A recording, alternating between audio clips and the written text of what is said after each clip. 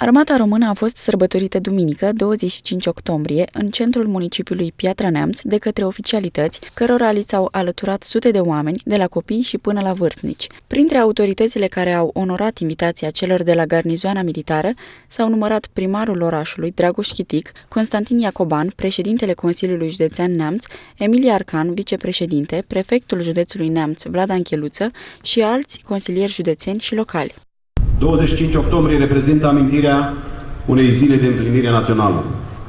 În această zi a anului 1944, Armata Română și-a îndeplinit menirea de a reîntregi hotarele României, după ce Transilvania fusese smulsă din trupul țării prin tratatul de la Viena.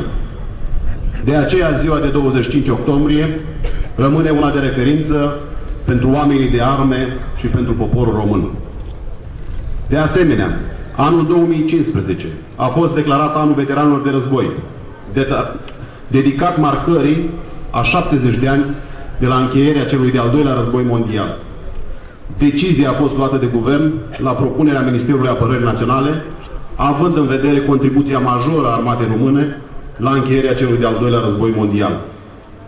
Pentru orice neam, armata a reprezentat dintotdeauna și reprezintă în continuare sprijinul cel dintâi și cel din urmă, siguranța, integritatea și independența țării.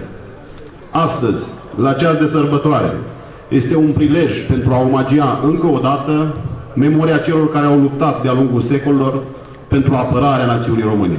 Astăzi, 25 octombrie, se împlinesc 70 de ani când trupele armate române, în cooperare cu armatele din Națiunile Unite, au organizat și desfășurat lupte grele și mari bătălii pentru eliberarea patriei noastre de sub dominația trupelor hitleriste, nazist, fasciste și otiste ungurești.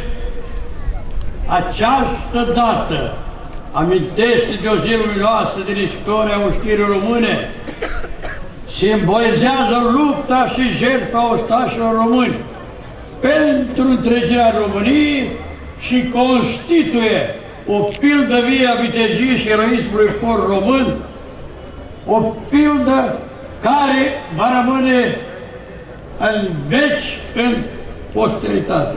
25 octombrie este un moment important din viața țării noastre. În această zi evocăm sistemul de apărare a țării, oștirea țării, din cele mai vechi timpuri și până în zilele noastre.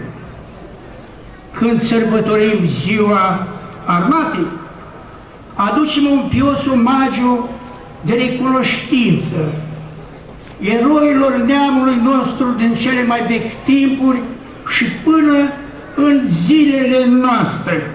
Activitatea s-a încheiat cu defilarea drapelului de luptă și a gărzii de onoare.